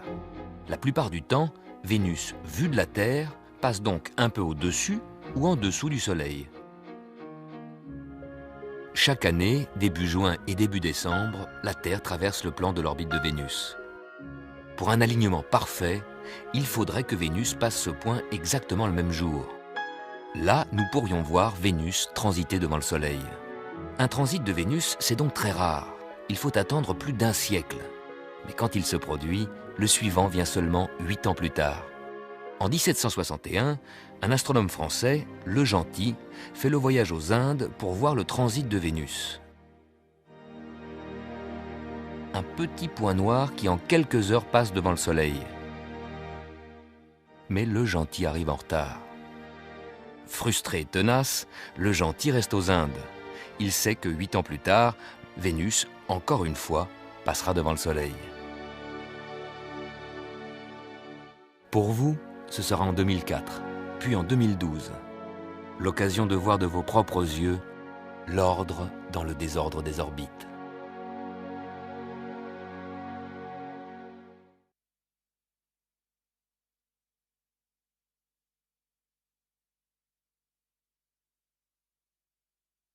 Nous sommes ici. Nous atteindrons la station Solstice dans 2 semaines. Cette semaine, nous allons voir comment les astres sont liés entre eux. La petite planète Mercure est si proche du Soleil qu'on ne peut pas la voir sauf quand elle s'en dégage au maximum. Après le coucher du Soleil, Mercure a le temps pour briller. Mercure est la planète la plus proche du Soleil, celle qui file le plus vite sur son orbite. Un tour complet en 3 mois, 4 fois plus vite que la Terre. Mercure doit obligatoirement aller très vite pour rester en orbite, pour contrebalancer l'énorme force d'attraction qui la lie au gigantesque Soleil tout proche. La force d'attraction du Soleil a freiné la rotation de Mercure autour de son axe et le fait tourner très très lentement, en 59 jours au lieu d'1 jour pour la Terre. Il arrive qu'une zone de Mercure qui est passée à l'ombre revienne au Soleil parce que sa rotation très lente fait que le Soleil le rattrape. À cet endroit, on pourrait voir le Soleil se coucher à l'horizon, puis remonter à nouveau pour quelques jours. Même de jour, le ciel reste noir et étoilé, parce qu'il n'y a pas d'atmosphère, pas d'air, pas de ciel bleu. Mais tout de même des doubles couchers de soleil. Tous les jours, vu de la Terre, le Soleil semble traverser le ciel de gauche à droite, parce que la Terre tourne dans l'autre sens, dans le sens contraire des aiguilles d'une montre. La plupart des planètes tournent autour de leur axe dans ce même sens. mais pas Vénus. Pourquoi Vénus ne tourne pas dans le même sens que la Terre et la plupart des autres planètes? Parce qu'elle est liée au Soleil.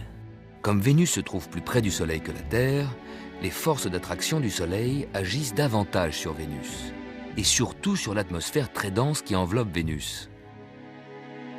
Cette atmosphère de gaz carbonique et d'azote a une pression 100 fois plus forte que notre atmosphère terrestre. Des astronautes pourraient s'y poser sans parachute, à condition bien sûr d'être protégés contre la chaleur de 400 degrés.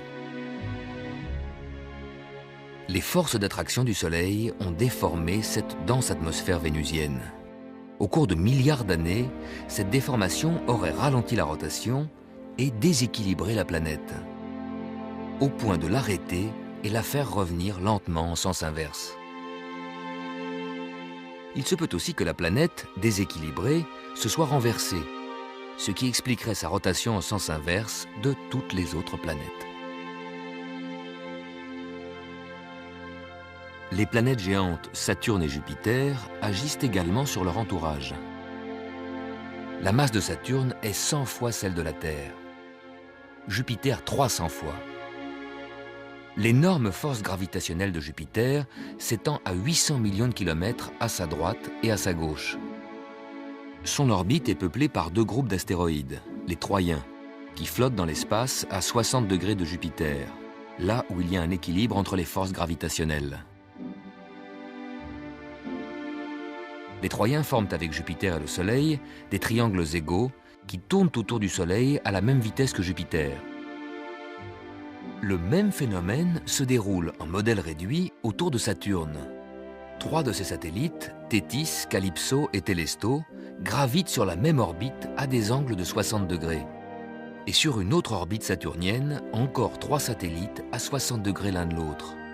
En inscrivant des cercles autour de chaque satellite, ces cercles se rencontrent là où se trouve le voisin. C'est uniquement autour de Saturne que des satellites se partagent une même orbite. Ils dessinent ainsi, en grand, la forme universelle de l'hexagone, que nous retrouvons en petit partout dans la nature, en pétales de fleurs et cristaux de neige.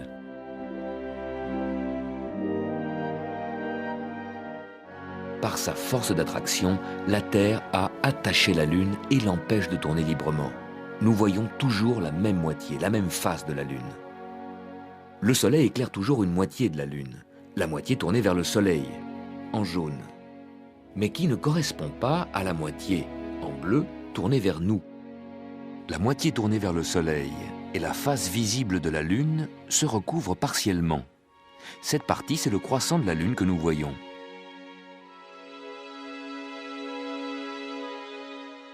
Dans sa progression, la moitié tournée vers le Soleil en jaune et la face visible de la Lune en bleu se recoupent à moitié.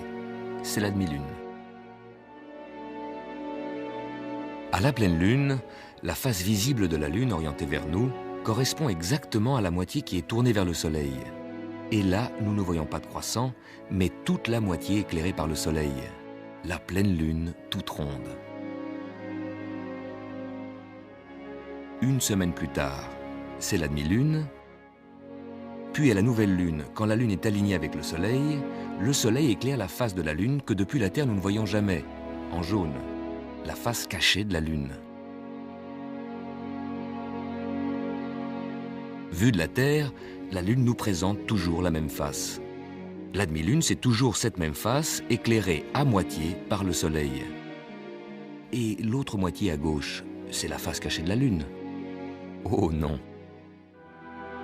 La face cachée de la Lune, c'est le côté qui est toujours détourné de la Terre.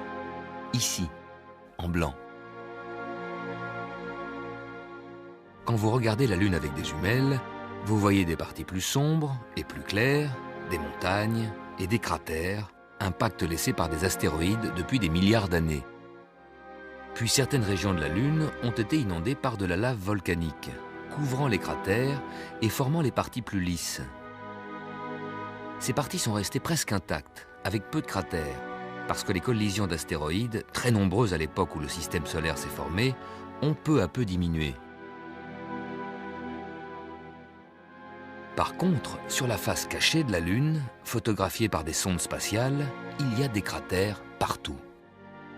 Pourquoi? C'est le côté qui n'est pas protégé par la Terre, le côté qui est tourné vers l'extérieur. Et c'est de là que viennent les astéroïdes, pas du côté de la Terre. C'est donc la face cachée de la Lune qui prend le plus de coups. Voilà pourquoi elle est couverte de cratères.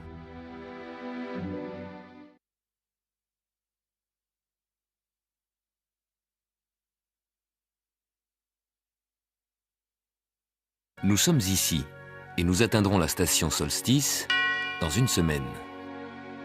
Ce week-end, vous pouvez voir les dernières étoiles filantes de l'année, les Géminides, qui semblent venir de la constellation des Gémeaux, mais qui n'ont rien à voir avec ces étoiles. Les étoiles filantes sont encore plus près que la Lune. Ce sont les traces lumineuses des débris de comètes qui pénètrent dans l'atmosphère de la Terre quand la Terre fonce à travers leur essaim.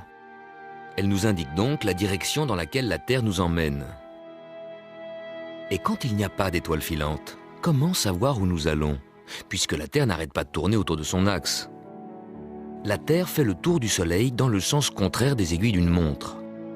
Pour connaître la direction de la course de la Terre, vous devez toujours avoir le Soleil à votre gauche. Dès que vous avez le Soleil à gauche, vous regardez quasiment en avant.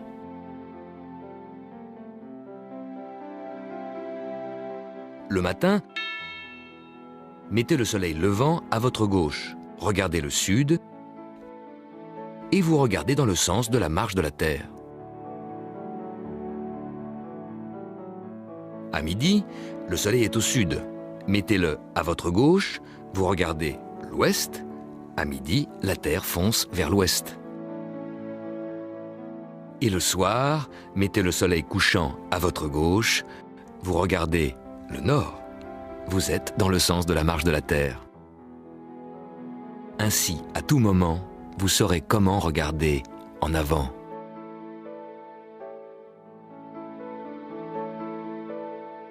Ce voyage dure 365 jours. Un jour, c'est un tour complet de la Terre autour de son axe en 24 heures, de midi à midi. Mais attention, par rapport aux étoiles, la Terre ne met que 23h56 pour faire un tour complet. Cette nuit, l'étoile Aldébaran, à droite d'Orion, apparaît plein sud à minuit. La nuit suivante, Aldébaran passe de nouveau plein sud à 23h56 déjà. Pourquoi 4 minutes avant? Au moment où la Terre a fait un tour complet par rapport aux étoiles, elle n'a pas encore fait un tour complet par rapport au Soleil. La Terre, en avançant sur son orbite, s'est décalée. Il manque 1 degré pour retrouver le Soleil sous le même angle. La Terre doit continuer à tourner encore pendant 4 minutes.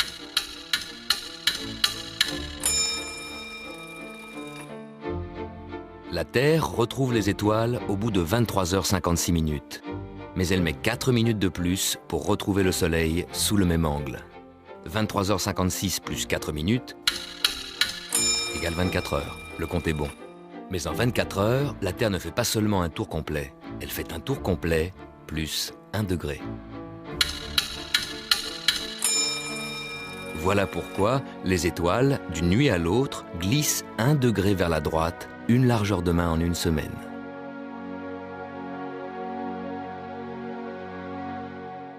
Bientôt, la Terre arrivera à sa position la plus proche du Soleil, le 3 janvier. L'orbite de la Terre est légèrement elliptique. Quand la Terre est plus proche du Soleil, la force d'attraction du Soleil est plus grande. La Terre accélère. Le Soleil semble prendre du retard par rapport à nos montres, car la mécanique rigide et régulière de nos montres ne peut pas s'adapter constamment au passage du Soleil qui varie de jour en jour. En décembre, quand nos montres indiquent midi, le Soleil se trouve tous les jours un peu plus à gauche. De jour en jour, il prend du retard. Par contre, les cadrans solaires indiquent toujours fidèlement la position du Soleil. Depuis Louis XIV, les horloges de plus en plus précises ont fait apparaître une différence avec les cadrans solaires, une différence entre l'heure civile et l'heure solaire. Il fallait donc que les cadrans solaires soient plus précis. La ligne droite de leur marque de midi fut remplacée par un 8 allongé, qui est le miroir des positions du Soleil au cours de l'année.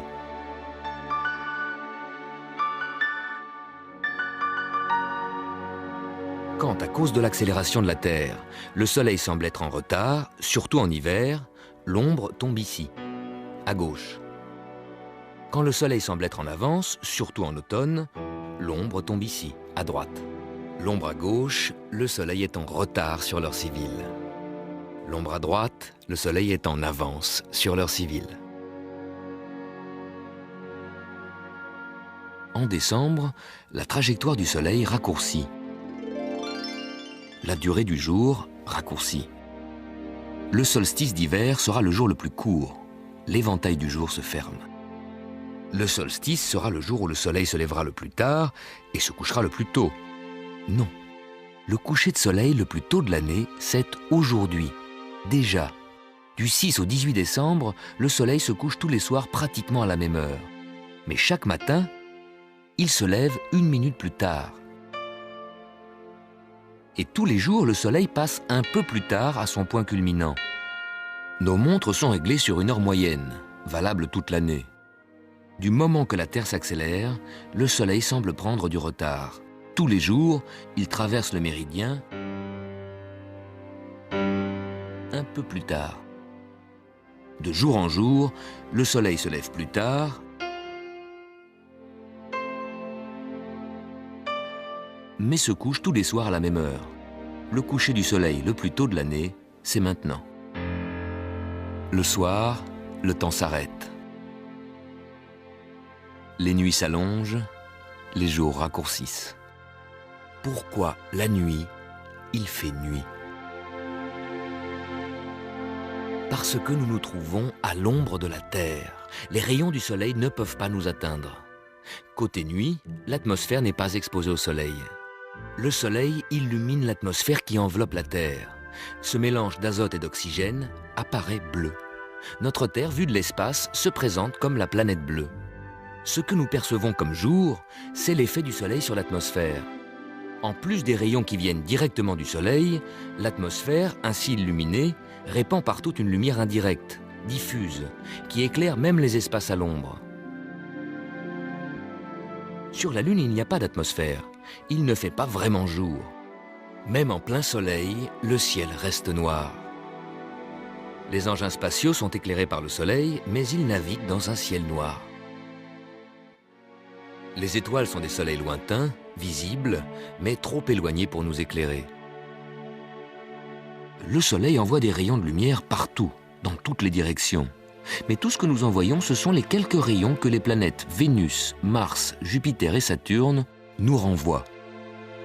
Les rayons de lumière qui n'ont rien à éclairer restent invisibles.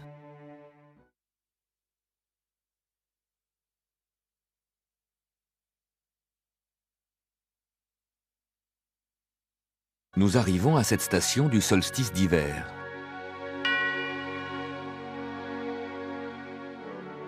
Actuellement, l'axe incliné de la Terre fait pencher sa moitié nord dans l'ombre. Nous passons de moins en moins d'heures au Soleil et de plus en plus d'heures dans l'ombre de la Terre. Autour de 45 à 50 degrés nord, là où la plupart d'entre vous habitent, c'est 16 heures d'obscurité contre 8 heures de soleil. La nuit dure le double du jour. Plus au nord, à 60 degrés, Saint-Pétersbourg, Stockholm, Oslo ou encore Edge, 18 heures de nuit pour 6 heures de jour, 3 quarts de nuit pour un quart de jour. Et à 67 degrés au nord de l'équateur, 24 heures de nuit. Le jour du solstice, le soleil ne se lèvera pas du tout. C'est le cercle polaire. Ces jours de fin décembre, les passagers pour Los Angeles auront 2 couchers de soleil et 2 levées de soleil. Au-dessus du Groenland, ils rentreront dans l'ombre de la Terre, la traverseront, et plus tard, l'avion émergera de l'ombre. Les passagers voient le soleil se coucher, pas le soir, à midi. Et quelques heures plus tard, en émergeant de l'ombre de la Terre, ils auront un lever de soleil en plein après-midi. Aujourd'hui, pour voir les effets du solstice, plus besoin d'aller explorer le pôle Nord. Pendant toute l'année, les régions polaires nord et sud ne sont que frôlées par les rayons du soleil. Elles sont recouvertes de calottes de glace. Plus les calottes polaires blanches sont grandes, plus la Terre renvoie les rayons du Soleil dans l'espace au lieu de les absorber. Au Xe siècle, le Soleil devait rayonner un peu plus, ce qui a déclenché un réchauffement étonnamment rapide. Quand les calottes polaires fondent, elles se rétrécissent, les surfaces blanches de la Terre diminuent, la Terre reflète moins les rayons, en absorbe plus, se réchauffe plus, fait fondre la banquise, jusqu'à permettre aux Vikings de coloniser le Groenland. Au XVIe siècle, il faisait plus froid. La glace s'étend, les calottes blanches grandissent, la Terre reflète les rayons, en absorbe moins, se réchauffe moins, les banquises s'étendent, jusqu'à empêcher l'accès au Groenland. Fini la colonie. Actuellement, on craint un nouveau réchauffement qui ferait fondre les glaces polaires. Voici ce qui resterait de l'Europe. Hambourg, Amsterdam, Venise, Londres et même New York seraient inondés. Mais ce n'est pas pour demain. Le soleil, c'est notre chauffage. Tous les jours, quand le soleil est présent, le chauffage est mis. C'est l'après-midi qu'il fait le plus chaud. La nuit, sans le soleil, le chauffage est arrêté. C'est à l'aube qu'il fait le plus froid. C'est le cycle journalier chaud-froid. Le cycle annuel chaud-froid, nous le connaissons tous. Quand le soleil est haut dans le ciel en été, il fait chaud. Quand il est bas, comme en cette semaine de solstice, il commence à faire frisquet. Pour deux raisons. Quand le soleil traverse le ciel sur sa trajectoire la plus courte, le chauffage est mis pendant une durée plus courte. Mais aussi le chauffage est réglé moins fort. Les rayons du soleil sont répartis sur une surface plus grande. Ils chauffent moins. L'atmosphère va se refroidir, parfois l'eau va apparaître comme neige ou comme glace. Il y a des cycles beaucoup plus longs, comme le cycle de 26 000 ans, pendant lequel l'axe de la Terre décrit un cercle. L'angle des rayons du soleil se modifie au cours des millénaires, le climat change lentement, mais constamment. Toutes ces alternances du chaud et du froid dépendent de la position de la Terre par rapport au soleil. Mais le soleil, lui, est-il constant? Il rayonne depuis plus de 4 milliards d'années. Ses réserves d'hydrogène et d'hélium sont assurées pour encore 4 ou 5 milliards d'années. De ce côté-là, tout va bien. Néanmoins, un chauffage sans faille ne nous est pas garanti. Le rayonnement du soleil est variable. Les taches solaires nous en révèlent les sursauts. Ces taches, découvertes par Galilée au début du XVIIe siècle, augmentent et diminuent dans un cycle de 11 ans. Dans la deuxième moitié du XVIIe siècle, les taches solaires disparurent presque complètement. Curieusement, cette période coïncidait avec une baisse de température, des hivers très durs et des étés froids qui ne laissaient pas mûrir le blé. Résultat, famine, guerre, début de l'émigration vers l'Amérique. Depuis, les taches solaires, tous les 11 ans, n'ont pas cessé d'augmenter. Il y en aura de plus en plus jusqu'au prochain maximum en 2001. La température monte également. Mais les taches solaires ne nous disent pas tout sur le Soleil. Nous ne les connaissons que depuis 400 ans. Et 400 ans dans la vie du Soleil, c'est comme une seconde dans la vie d'un homme. C'est dire qu'on n'en sait pas grand-chose. Le solstice n'est pas une station pour la Terre. C'est une station pour le Soleil, qui de jour en jour, à midi, est resté plus bas dans le ciel, et qui s'arrête de descendre. C'est d'ailleurs ce que veut dire le mot solstice. Sol pour le soleil, stis, la station. Vous avez pu suivre chez vous les rayons du soleil qui, depuis l'été, pénètrent de plus en plus loin dans la pièce.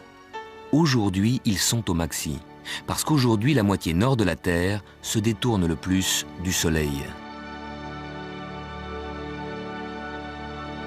La Terre se présente au soleil sous des angles différents. À l'équinoxe, il y a 3 mois, le soleil, à midi, était à la verticale de l'équateur. Puis, au fur et à mesure que la Terre avance sur son orbite, la ligne des endroits où le soleil tape à la verticale descend dans l'hémisphère sud. Ce week-end, le soleil, à midi, est à la verticale du 23e parallèle. à la verticale de l'Australie, de Madagascar et de Rio de Janeiro. Ce 23e parallèle s'appelle le tropique du Capricorne, parce que le Soleil, à cet angle-là, se trouve devant la constellation du Capricorne. À partir de la semaine prochaine, la moitié nord de la Terre va de nouveau se pencher vers le Soleil. La trajectoire apparente du Soleil s'allongera, les jours, peu à peu, s'allongeront, cap sur le printemps.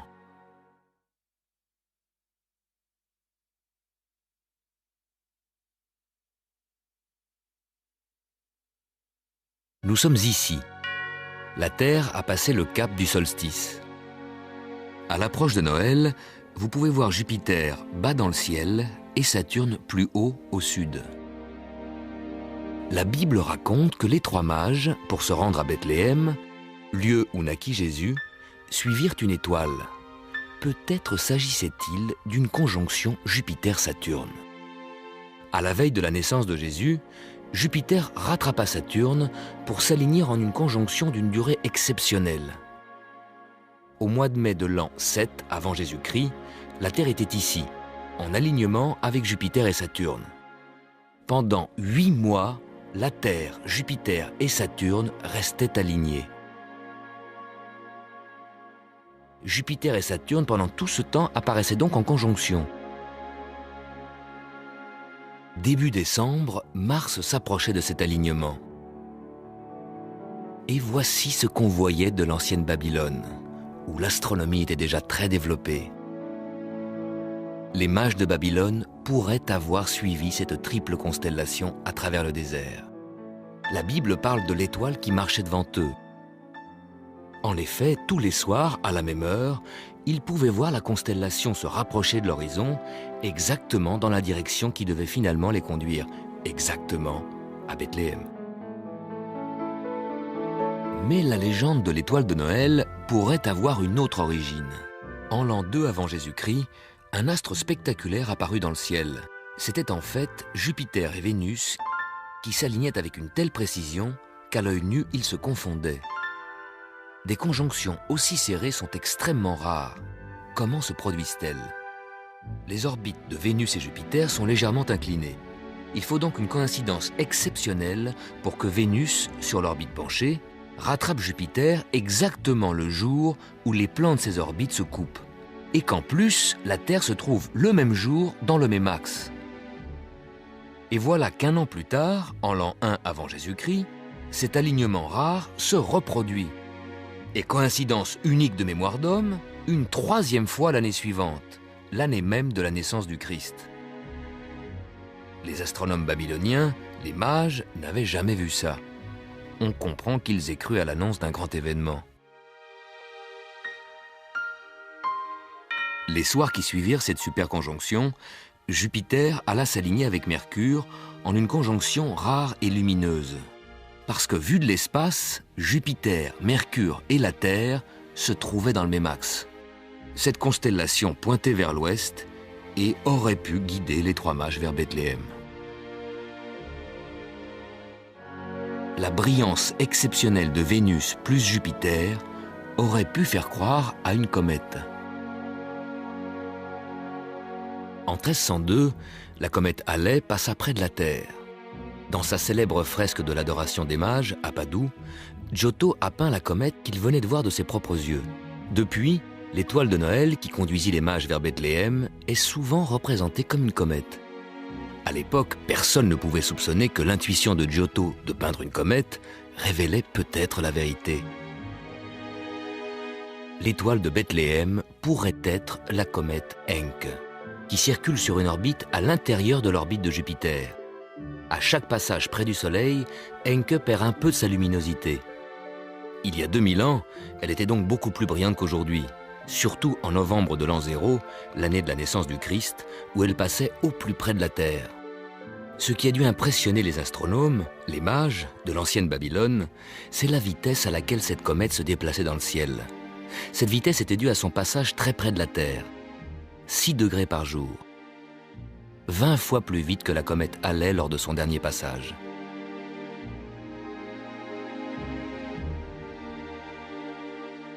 Chaque soir, les mages voyaient la comète une largeur de main plus au sud-ouest.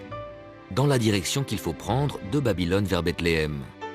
Selon la Bible, ils avaient l'impression de suivre une étoile qui marchait devant eux.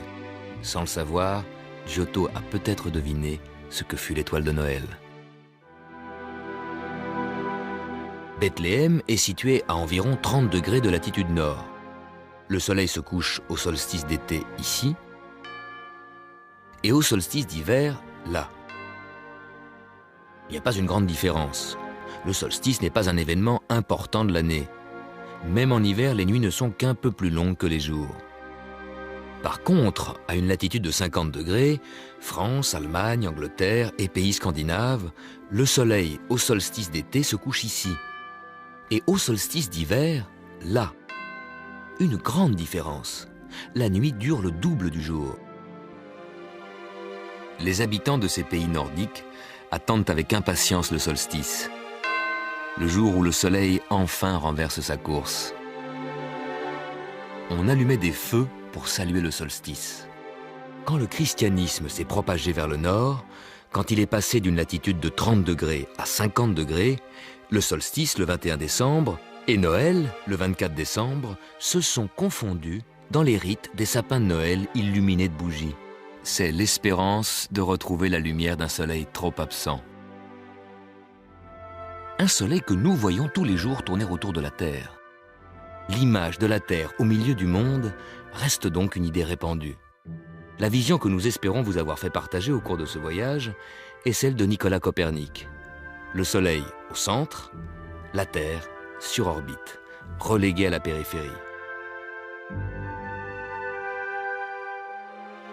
De siècle en siècle, de découverte en découverte, la Terre et son importance semblent avoir diminué. Où sommes-nous dans la galaxie et dans l'expansion de l'univers? Toutes les galaxies s'éloignent les unes des autres, comme une foule qui se disperse. Nous sommes dans la foule. Perdus, marginalisés, réduits à l'importance de bactéries soupçonnées sur des astres lointains? Non, car les bactéries n'observent pas la fuite des galaxies. Nous l'observons. Nous en sommes conscients, et de l'endroit d'où nous observons, de notre point de vue, tout s'éloigne de nous. Tant que nous observons l'univers, nous en resterons le centre. Mais ce centre, comment le situer? Si nous devions donner notre adresse dans l'univers, ce serait planète Terre, système solaire, 3e orbite, galaxie, Voie lactée, super amas de la Vierge. Mais sommes-nous réellement au même endroit qu'il y a un an? Par rapport au Soleil, oui. Par rapport aux étoiles, presque. Car le système solaire tout entier se déplace dans la galaxie et se dirige peu à peu vers la constellation Hercule, au-dessus du Scorpion. La Terre n'arrive donc pas au même endroit qu'un an auparavant. Elle est emmenée par le Soleil à travers la galaxie. Et le cercle de l'orbite annuelle de la Terre autour du Soleil se développe en spirale à travers l'espace. C'est ainsi que la Terre vous emporte dans l'année prochaine.